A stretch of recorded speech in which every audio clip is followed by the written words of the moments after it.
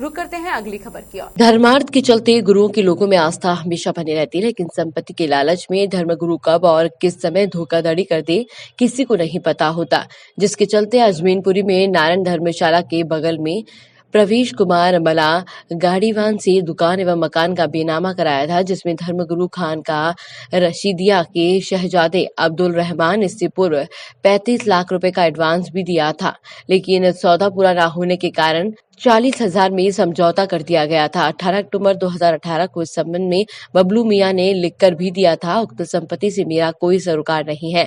इसके बावजूद भी बबलू मियां व उसके भाई ने उक्त संपत्ति के कागजों में फेरबदल करते हुए वक्फ की दर्शा दी है और उस पर अवैध रूप से कब्जा कर लिया और दुकान और मकान में रहने वाले किराएदारों व मंथली किराया वसूल करने का आरोप लगाया है। इस संबंध में जमील मोहम्मद ने पुलिस में धोखाधड़ी चलते पुलिस से तहरीर देते हुए रिपोर्ट दर्ज कराई। पुलिस मामले की जांच में जुट गई है। मोहम्मद खान सर, आपने एक मुकदमा दर्ज कराया है जो बहुत चर्चित व्यक्ति है, जिसका जो है ना अपने समाज में बहुत बड़ा वो है एक स्थान। तो सर ये 420 का आपने मुकदमा लिखवाया है, कई धाराएं इसमें की गई हैं। सर पूरा मामला क्या है? ये एक मुसलमानों की ज़मीन है आगरा रोड पे, नारायण धर्मशाला के बगल में। इनसे 2-3-4 साल पहले बबलू मियां से इसकी सौदा हो गई थी। फिर इन्होंने किसी बात पे नहीं ले पाए, इनकी सौदा कैंसिल हो गई। उस ज़मीन को हम ले आए। जब हम ले आए तो ये कहने लगे बप की ज़मीन है, बप की, जबकि इन्होंने एक NCR करी है, उसमें साफ कहा है मेरे भाई आफाक अली ने स्वर्गीय इनाम अली की पत्नी हुस्न बानो इफ़ाम अली से खरीदी है। नोटबंदी के कारण मैं बैनामा नहीं करा पाया। उसके बाद ये पैसा वापस लेके आए। इन 35 लाख रुपए के 40 लाख रुपए ये लेके आए, और जब फिर हमने बैनामा करा लिया तो ये फिर उसे कहने लगे बप नगर पालिका में हमारे नाम चढ़ी हुई है, किराया ये वसूल करते हैं। जी, तो क्या कोई मुसाफिर खाने का महत्व है इसमें? को क्या बताया? इन्होंने हमसे ये कहा था कि हम करीब 5 साल पहले ये हम लेके आए थे। तो बबलू मियां हमसे बोले कि ऐसा है, हम जमील भाई तुम मत लो, हम इसको लेंगे, इसको आप वापस कर दो तो हम मुसाफिर खाना खोलेंगे। हमने तुरंत ही हमने इनसे कहा 1 लाख रुपये हम दे आएँ, 1 लाख रुपये आप हमारा दे देना, आप खरीद लो, अगर मुसाफिर खाना आप बनाएंगे। हमने इनको दे दी। फिर इनकी सौदा 45 लाख रुपए में मुसलमानों से हो गई। फिर ये खरीद नहीं पाए, किसी बात पे इनकी बात बनी नहीं। उसके बाद फिर हम जाके ले आए। अच्छा, आप मुसाफिर खाना वहाँ नहीं चलता है? आप मुसाफिर क्या वो बेचने की फिराक में है? किराए पे उठा दी इन्होंने बबलू मियां से, उसी का ये किराया वसूल करते हैं। CO साहब आए भी थे उस दिन, उन्होंने बयान लिए, सब किराएदारों ने ये कहा कि हाँ बबलू मियां किराया लेते हैं, ज़मीन हमारी है, हमारे नाम नगर पालिका में चढ़ी है, पैसा ये वसूल करते हैं और कहते हैं बप की, जबकि बप कटा हुआ है। तो क्या चाहते हैं प्रसाद? कौन? आप क्या चाहते हैं, क्या उम्मीद है आपको कि? हम ये चाहते हैं हमारी ज़मीन है, हमको दिलाई जाए, हमको दी जाए। अच्छा, कुछ ऐसे नाम भी है? अब जो हुस्न बानो इफ़ाम अली और आफाक अली, इनका नाम गलत चढ़ गया है। केवल एक ही मूल्य में हैं? केवल एक ही मूल्य? हाँ, केवल अब्दुल रहमान चिश्ती और बबलू मियां खानगाह सज्जादा नसीन के जो सज्जादा नसीन है उनके नाम है। 420 वही 420 कर रहे हैं। और ये लोग इनसे हुस्न बानो इफ़ाम अली से तो हमने ख़रीदी है, और आफाक अली ने को इन्होंने बबलू मियां ने ये बताया था कि मेरे भाई ने बोली, तो इन पे तो 420 कोई केस बनता ही नहीं है।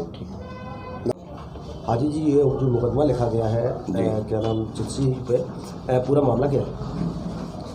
ये प्रॉपर्टी 2001 में ये मुकदमा हार चुके हैं, और अब ये प्रॉपर्टी जमील साहब ने ले ली है, और इन्होंने गलत तरीके से उस पर अपना धोखाधड़ी से ये लोगों से किराया वसूलते थे, ठीक है, और गलत तरीके से कागज़ बनाकर बोर्ड में दे देना, लोगों को मिसगाइड करना, इस तरीके से ये अपना काम करते थे। क्या इन्होंने ऐसी 420 और पहले भी किए थे?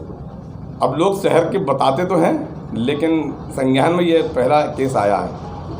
वैसे आपके साथ वो ज़्यादा रहे, आप बताया जाते हैं खरीदी है उनकी? नहीं, असल में शहर में रसूखदार तो हैं, बाकी तो ये संज्ञान में ये केस आया हुआ है। चिश्ती जी, पूरा नाम क्या है जिनके खिलाफ ये मुकदमा लिखा गया है? अब्दुल रहमान खान चिश्ती उर्फ बबलू मियां। अच्छा, कुछ नाम और भी नामित किए गए हैं इसमें बताया जा रहा है? एक आफाक जो इनके ही साथ हैं,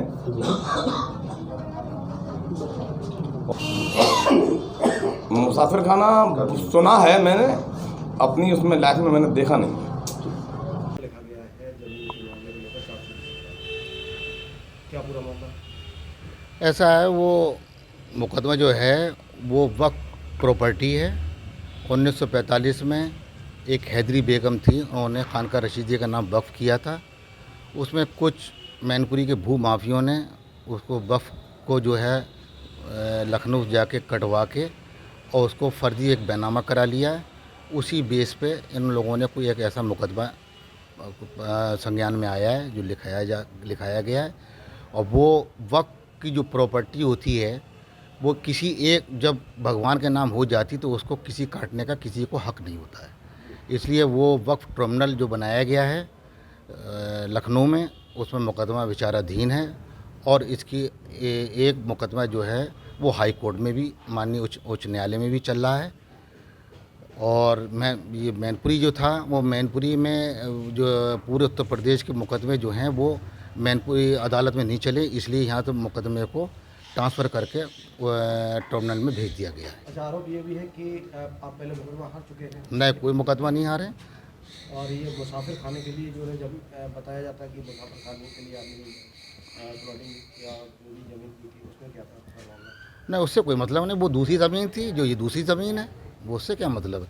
वक्फ प्रॉपर्टी को कोई आदमी खरीद कोई सकता है।